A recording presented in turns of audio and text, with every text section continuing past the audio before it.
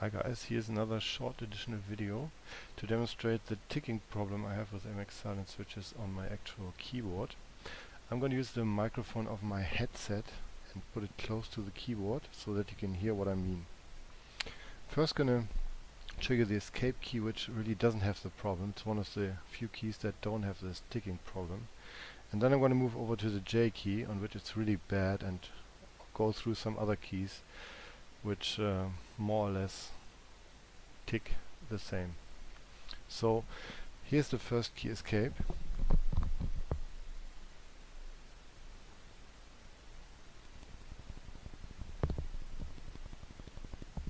It's quite thocky and nice and clean. Now onto the J, which has it really bad.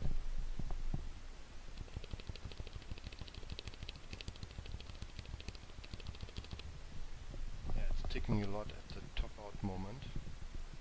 Now I'm going to go through some random more keys.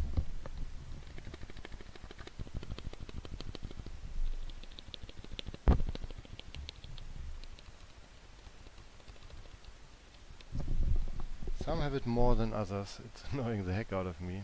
I'd love to have a solution for this.